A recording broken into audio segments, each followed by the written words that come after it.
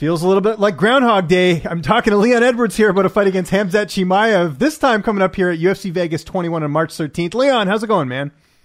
I'm very well, very good. How are you? How you been? I've been great. It's good to see this fight rebooked. It seems like this is almost turning into like a Tony and Khabib situation, but thankfully it looks like this is going to happen on March 13th. I wanted to start first with you getting COVID. I was reading Brett Okamoto's tweets when that happened. He was talking about you losing some significant amount of weight. How bad did you get COVID? I lost quite a lot of weight from kg, probably about 4-5 kg. I lost in weight and I felt a bit weak, affecting my breathing. So it was quite bad, considering I'm a fit, healthy man. You know what I mean? So, but yeah, I'm all good now, all recovered. Weight's back to normal, training's back to normal.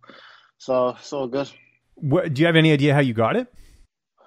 I don't know. You never know, do you? You know what I mean? I try to like trace it back. Like maybe one of my training partners. You never know. You know what I mean? No, for sure. I mean, yeah, it's not our job to be the mystery crew. I was just curious, like, yeah, because it seemed like, because I know where you are, it's pretty much on lockdown, so it was just surprising to hear that it happened. When were you actually able to get back to training? So let's go back. The fight was supposed to be on December 19th. When were you actually able to get in the gym and do like regular training? So you had to take 2 weeks off, they said. So I took 2 weeks off going to the gym. Went back soon as I could. After the 2 weeks, went straight back into the gym.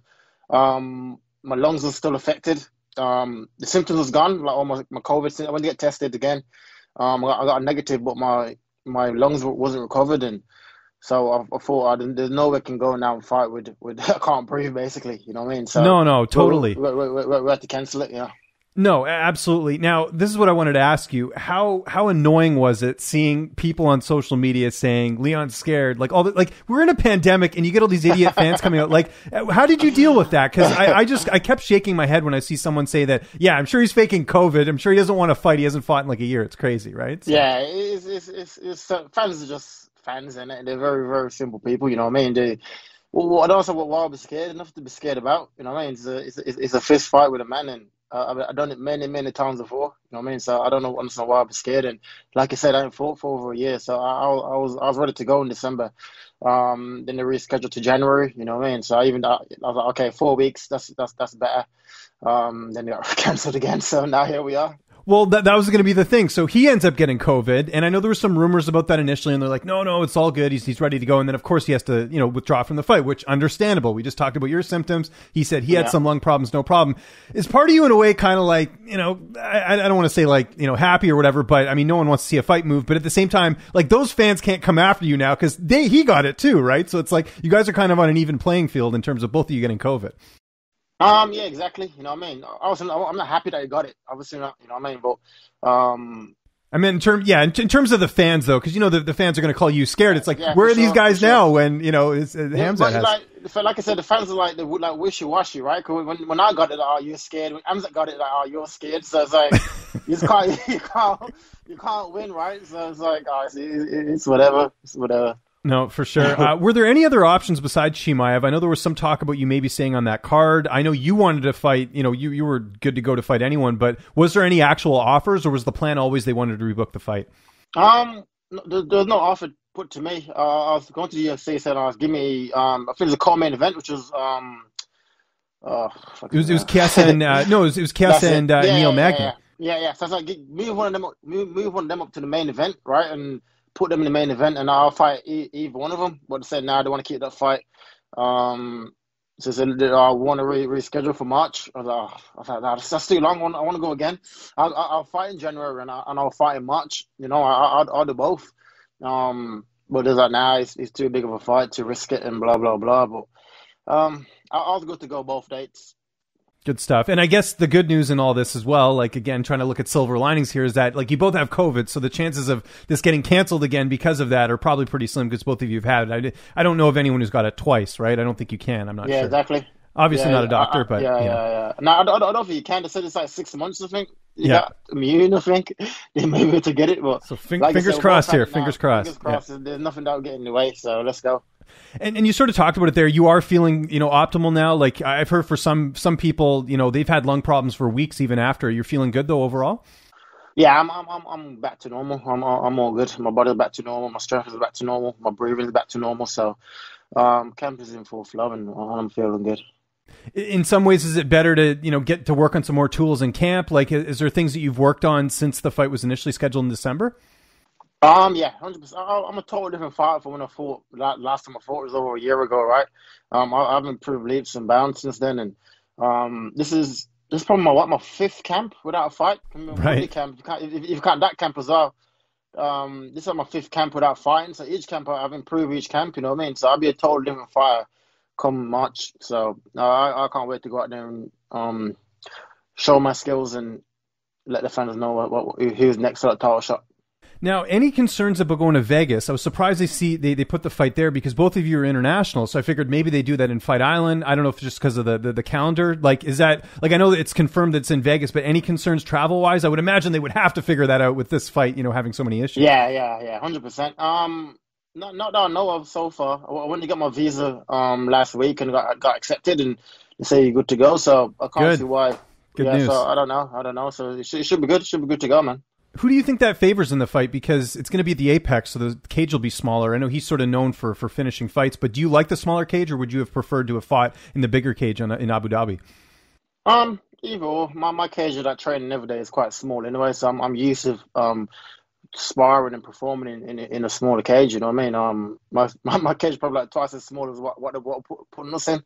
So it's all good. I think the fight's a fight wherever it goes. It doesn't bother me. And training partners, same guys. I'm sure you're working with your brother. Who else are you getting to work with as far as the camp? I've got a lot of training partners coming out, and also working with my brother. Obviously, I got other guys for different promotions that's coming and help me, and wrestlers and stuff. So I am prepared, and this is like I said, it's probably my third camp for the guy. So I kind of know exactly what I need to do to gain victory, right? So I'm good to go. And the weight cut, I'm sure, you lost some weight before, so I'm sure it was about putting the weight back on, and now, I'm sure Yeah. the cut's going well, right? Yeah, for sure. My weight's it's a good, for this far out, my weight's quite good. 'Cause I went for it's like a back-to-back camp, right? I fought camp in December, then I chilled for a little bit, then back in again. So I didn't get to normally a pile on weight.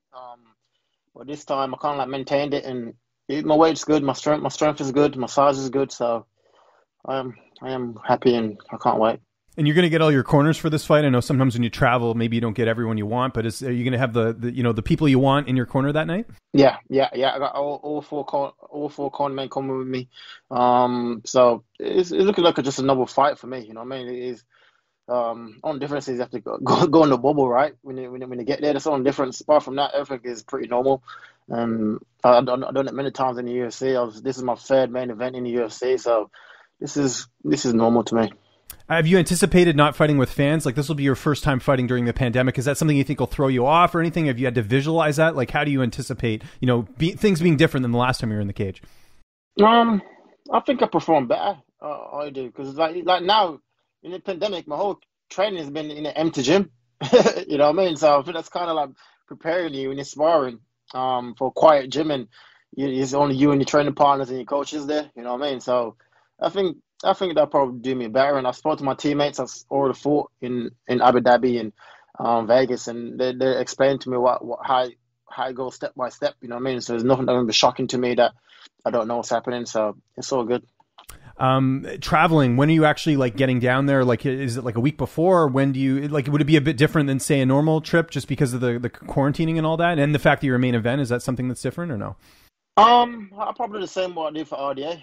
It's like 2 weeks, I think I did for RDA, so probably 2 weeks. I think they say it's like an hour a day, right? So it's like 8 hours ahead is 8 days to get current normalized, and so I probably like the same I did for RDA for about 2 weeks, or just under 2 weeks, but it's all good.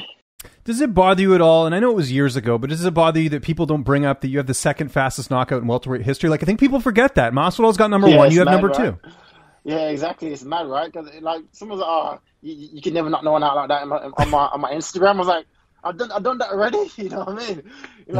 It's like 13 seconds, 12 seconds. So I've been there. I've done it. I got the one of the fastest knockouts in the UFC. One of the latest stoppage in the UFC.